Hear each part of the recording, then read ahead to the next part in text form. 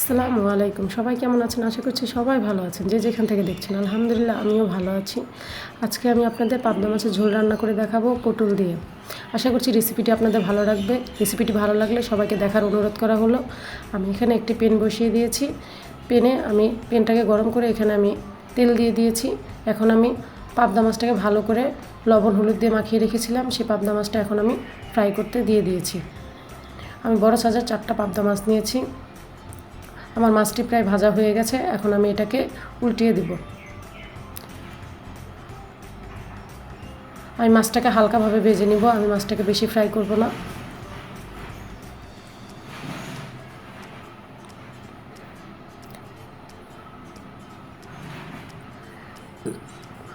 আমার মাছটি প্রায় ভাজা হয়ে গেছে। এখন আমি এটাকে একটু পাত্রে উঠিয়ে রাখবো।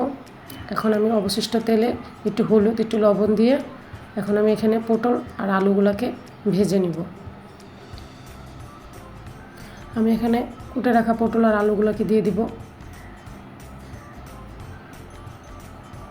এটাকে সুন্দর করে একটু লাল লাল করে ভেজে নিব।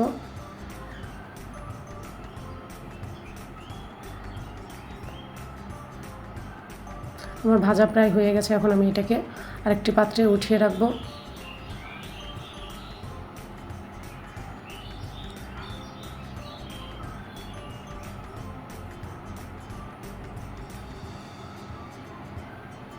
এখন আমি এখানে আরেকটু তেল অ্যাড করে দেব।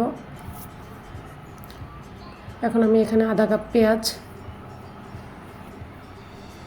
দিয়ে এটাকে ভালোভাবে ভেজে নেব লাল লাল করে।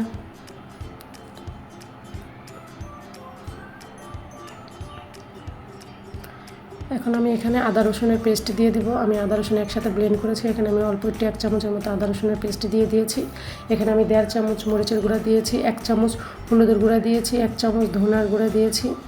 এখানে আমি হাফ চামচের মতো জিরার গুঁড়া দিয়েছি। আমার কাছে জিরা বাটা ছিল না, তাই আমি জিরার গুঁড়াটা অ্যাড করেছি। আপনারা চাইলে জিরার বাটাটাও দিতে পারেন। এখানে আমি সামান্য পরিমাণ পানি দিয়ে এটাকে ভালোভাবে কষিয়ে নিব। আমার কষানো প্রায় হয়ে গেছে। এখন আমি এখানে ভেজে রাখা পটল আর আলুগুলোকে দিয়ে দিব।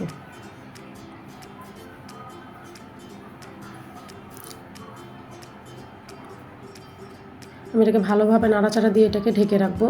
কষানোর জন্য এটাকে আমি ঢেকে দেব। আমি এটাকে 10 মিনিট কষিয়ে নিয়েছি। এখন আমি এখানে একটি টমেটো আর 5-6টা কাঁচামরিচ দিয়ে এটাকে আবার নাড়াচাড়া দিয়ে আমি ঢেকে রাখবো। আমি এখানে এটাকে 2 মিনিটের জন্য কষিয়ে নেব। আমার কষানো হয়ে গেছে। আমি এখন এখানে 2 টেবিল চামচ লবণ দিয়ে দিব। লবণটা আপনারা আপনাদের স্বাদ মতন দিবেন। আমার কষানো পুরোপুরি হয়ে গেছে। এখন আমি এখানে 1.5 কাপ পরিমাণ পানি দিয়ে দেব।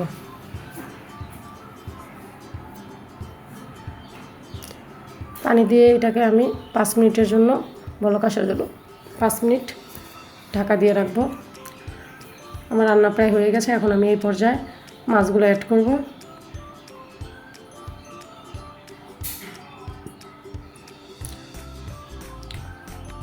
মাছগুলো দিয়ে আমি 2 মিনিট বলক আনিয়ে নিয়েছি।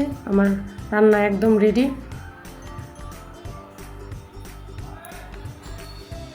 এখন আমি এটাকে পরিবেশন করব।